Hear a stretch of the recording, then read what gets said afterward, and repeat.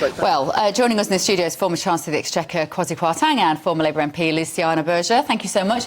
I guess there wasn't an awful lot more that Keir Starmer could say this morning on that issue, Luciana, but we've all got to pull together. We've got to pull together, and I think just the fact that we're raising this issue for people to kind of be aware, to look out, have they received it? If they haven't, to put the request in for a replacement. It's a bit late, isn't it? Well, it is very late, but people can still get that replacement, so it's really, really very important that people put in that ask. OK, so you can put the request in now if you haven't got your postal vote, but it does mean you will have to go to the ballot box on the day. They said that if you've got the replacement, you can hand it in at the ballot stations, at the polling stations, but you do have to take either your national insurance number or your passport with you. It sort of defeats the object, doesn't it? Of course. Taking your postal vote to the polling station. Of course, and for people that are on kind of hours of work which are kind of perhaps not traditional, and also what has been really striking and why I think we're facing this problem in particular is that there's over 1 million people that applied for the postal vote after the election was called.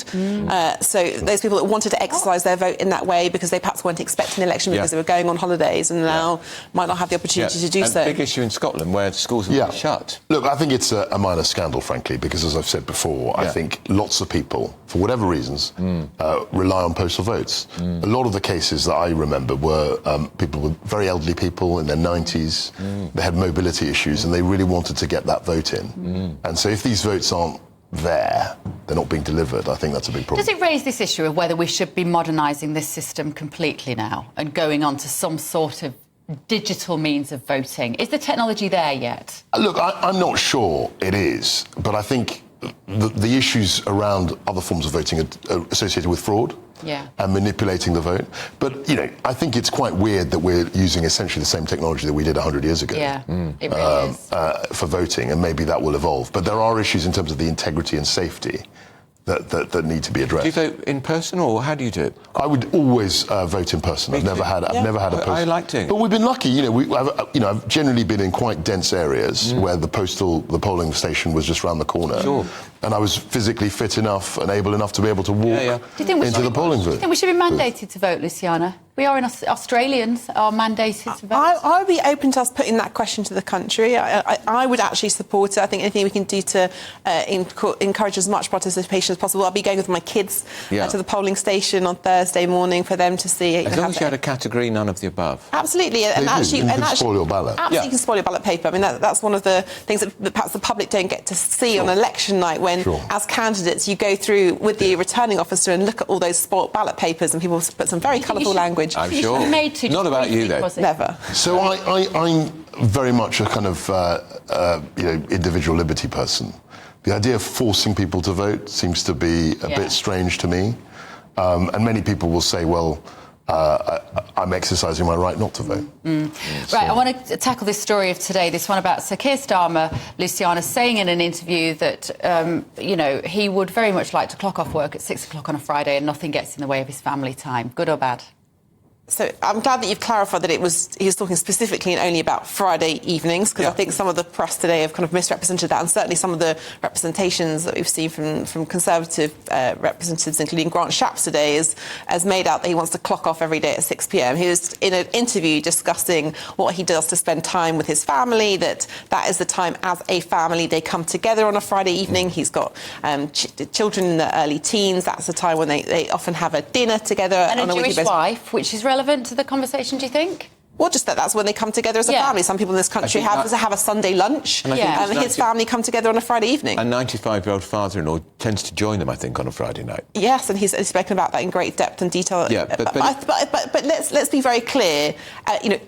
If Labour is successful and no one's taking anything for granted, if Labour has the privilege to represent the country, then that's a line, isn't it? You know you've won. Well, no. Listen, we talk about this. We've done this for weeks. But the only poll that matters, people still have to vote. If people want change, they have to go and vote on Thursday. And we've talked about Did they tell you to say this? No.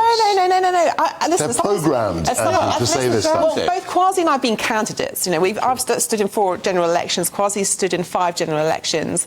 And, from a candidate's perspective, the only poll that matters is on the election day itself. That's true. And yes, we can have all these polls that say all these different things. But actually, people, if they want change, change. They have to go to the polling station, and particularly in light of these particular challenges on the postal votes that we've just been discussing, which impact about a quarter of the country, 75% of the country haven't yet voted. And we still know there are many undecideds, people that will go to the polling station and decide. I accept all of that. And actually, there's always been surprises. The last 3 or 4 elections, I remember 2015, nobody thought we'd get a majority, the Conservatives would get a majority. 2017, everyone thought Theresa May would get a huge majority, she didn't.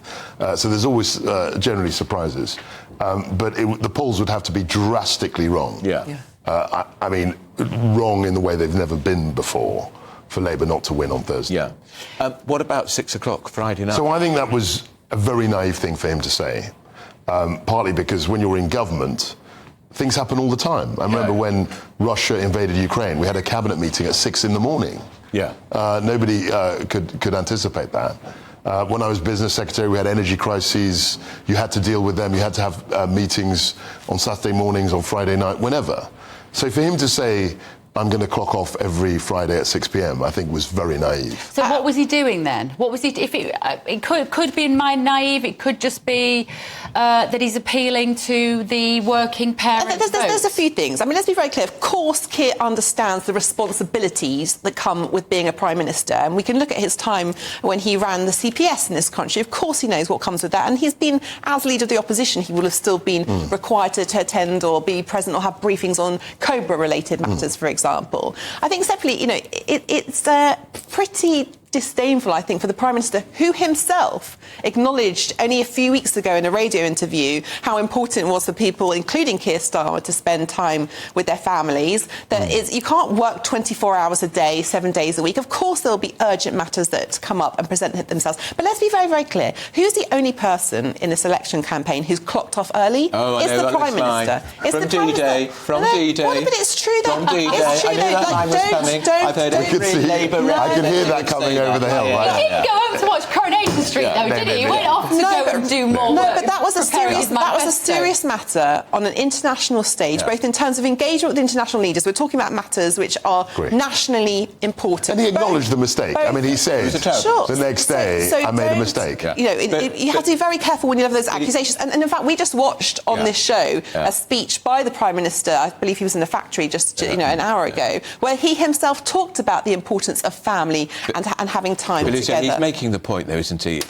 I think it is naive if the leader of the opposition thinks for a second that Friday night ritual in his family, which I understand why he wants to preserve it, it's not in a million years is that going to survive being Prime Minister in a 24/7 media age he's got to talk to America at any time. Of course, he understands the responsibilities that come with the role, but I think it's also important to say that it's about how do you make the best decisions, and it isn't by working 24 hours a day, 7 days a week. I mean, even when the 38 days that you were Chancellor, did you ever take any time off to spend some time with your family during that time? I don't think I did, but that was probably what went wrong. Yeah, exactly. Maybe you would have made some better decisions if you'd have taken some time out to have a meal with your family. Beyond, I think you make a serious point. I think people can actually go too much into detail and try and micromanage everything and be control freaks. Has been guilty. And actually, if you do that, I think that impairs a lot of the judgment you're making. But the point he made about the 6 p.m, sorry to go back to that, I just thought that was incredibly naive. The idea that you're going to have one time every Friday where you can clock off and spend time with your lovely family, I just don't think is a reflection of modern life. Before you go, I do want to ask you, the conversations that will be going on in Keir Starmer's house now, he's got 2 young teens, I think. Liz Truss had 2 teenage girls. That's right. How difficult is it for the family at this point, thinking they might be moving house at the end of the week? I think it's very difficult. I think the transition into Downing Street itself is very difficult. I think Liz wrote about that. It's not a modern house, put it that way. No. And there are lots of issues with it. I think you live in a goldfish bowl. I mean, I was there for 38 days and I didn't move my family because I knew even if it lasted 2 years, I only had she was 1 year old. Yeah. And I didn't want to disrupt my child's life in that way. But it is like living in a goldfish bowl. You've got media all 24/7. And it's difficult for kids, I think. And it will be difficult for them when they go to school on whenever it is, on Monday, and their dad is Prime Minister. Yeah. And will they move school, depending on where they live? I don't know about that. So all of those things are difficult. Yeah. And I think that it'll be quite surprising, I think, to them, how much their lives will change. Yeah. Well, I think he's done well to keep, we don't know Keir Starmer's children's names. I think that's right, that he's kept them out of the press. We don't see photographs. But their schoolmates will know. Yeah, course, and that's the main issue, really. I mean, how they react to them. Right, thank you both so much, Luciana Berger, Kwasi Kwarteng, for your time this morning.